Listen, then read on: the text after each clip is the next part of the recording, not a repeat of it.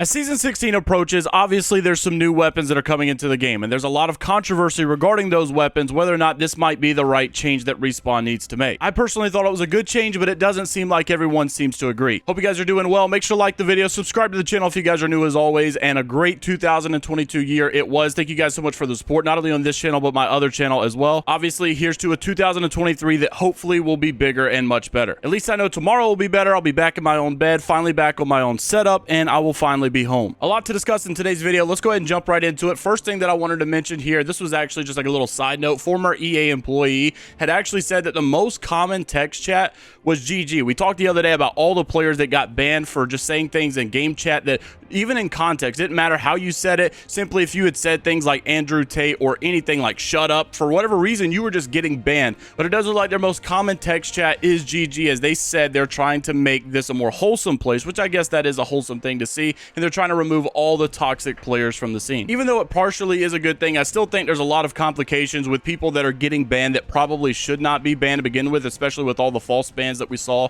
over in the clubs. But regardless, it is worth noting. Now, the main topic I want to discuss today, obviously, we covered this a couple of days ago. However, the community reaction was not really what I expected. I personally thought this was a good change, but we'll discuss today how it actually could be somewhat of a negative change. So Imperial How actually said this over on his Twitch. This was caught in a Twitch clip and posted on Twitter by Garrett. And you guys can see, if you've not seen this clip already, I'll play it for you now.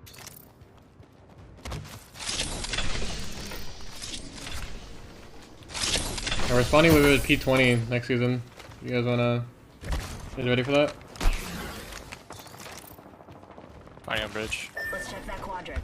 And basically, you can hear him say that we should be respawning in the new Season 16 with P2020s in hand. Obviously, this would be similar to how Warzone does it, and they've been doing that for quite some time. And I actually thought this would be a good change because, you know, in theory, you could probably get hot drops to calm down a little bit. People wouldn't be landing on each other as much because they know they're going to be immediately in a fight with the pistols. And honestly, especially on controller, you guys know I've been playing on my laptop while I'm on the road, and the P2020 on controller is a totally different weapon, in my opinion, than it is on mouse and keyboard. And I think it actually can do some damage, and quite a bit of damage, especially in the beginning of the game when you all have level 1 armor. But the countless comments that I saw regarding this saying that it actually would probably be a negative thing. Don also saying, like, please no, for the love of God. People also saying that it's going to be an absolute fiasco whenever people drop. It's going to make hot drops way worse. Like I said, I think it would kind of help hot drops. But people have been saying this for so long, and actually someone in the comment section said that Respawn with P2020s might be good, but they also said in the past that having a P20 off the drop actually increased the people hot dropping and trying to kill each other off the spawn without even looting first. So they actually determined that dropping with the P20 was actually a bad idea. And with the notion that people have to land on pred trails, land on pro players, and immediately just punch them out, imagine how worse that's going to be whenever you have P2020s in hand. So obviously, with Warzone being another battle royale, I've wondered, how do they make it work? And I've honestly come to the conclusion, maybe it's just the map size. Maybe only this would benefit if we had a bigger map size, which also led people to believe, is Imperial How just simply trolling? Was he just throwing stuff out there? Is he even allowed to say this, or was this all just a bait? You've also got to consider, if you are dropping with a P2020, will it actually be removed from the entire loot pool? There's so many trade-offs with this. I feel like there's a lot of pros and cons. I feel like the P2020 would really be a great idea to remove from the loot pool. However, obviously there's going to be issues with probably hot dropping and even landing off the rip and getting shot by someone who possibly is stream sniping or possibly don't really care about winning. They're just trying to get some free easy KP. So yeah, at first I thought this was a clear-cut great idea, but then I'm starting to realize there probably will be some issues, and I understand the controversy now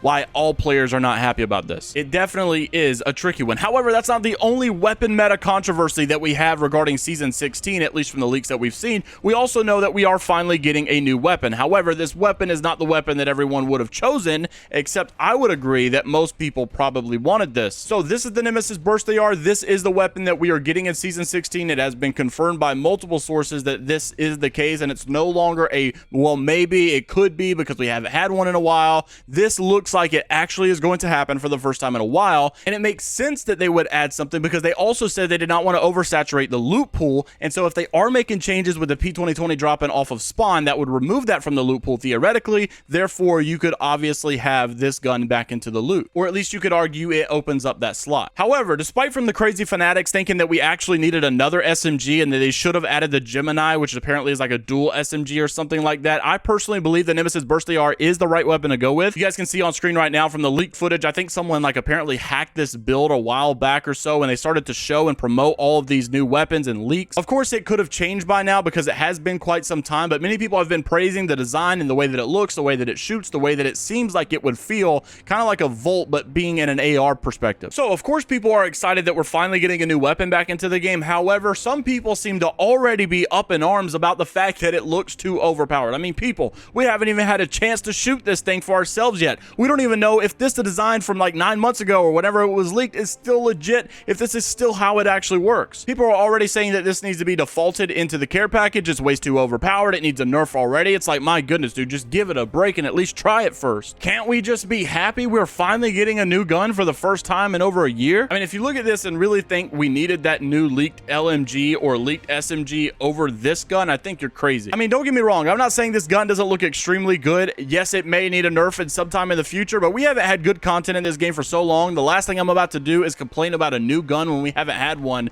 in God knows how long. And this might not be a popular opinion, but I actually think it's a good idea to release things brand new as overpowered because it builds up a lot of hype. Everybody wants to try it out. Everybody wants to get their hands on it. And then obviously it attracts new players. It attracts old players back into the game. And a lot of people are giving Apex another try. Obviously you can nerf things later, but I think honestly the Rampage and Seer back in season 10 was like a pitch perfect example of how you want to do it. Everybody wanted to play Seer because he was OP. Everybody wanted to use the Rampage because it was OP.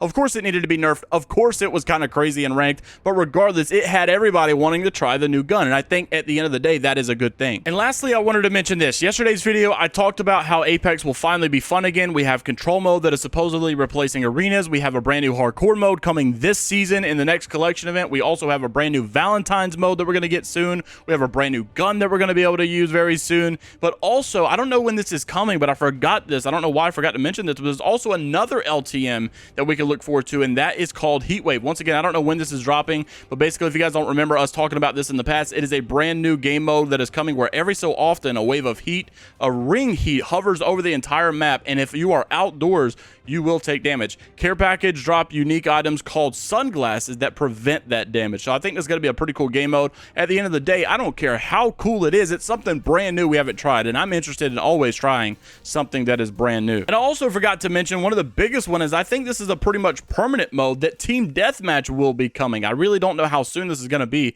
but regardless, the fact that we're getting all of these new modes, I really hope that a lot of these things stay permanent and there's like a constant rotation that you can play of respawnable modes and not having to go loot for 5 minutes in Battle Royale before you finally get into a fight. It's going to be nice to actually play this game more consistently and not feel like I can only play it on stream or only play it for YouTube videos, but rather just kind of have some good time with the Apex gunplay in some other respawnable game modes. And before we go, I have one last thing I want to tell you guys. I'm so sorry to bring this news, but unfortunately, today will be my last video for the entire of 2022. I'm sorry, I had to do it. Everybody's doing it. I just had to jump along. I'll see you guys in the next one. My video tomorrow will be back on my main setup. We'll be back with the streams on Monday. I cannot wait to get back. Enjoy your New Year's, everybody. Thank you so much for the support. And until the next time, I'll see you later, Gators.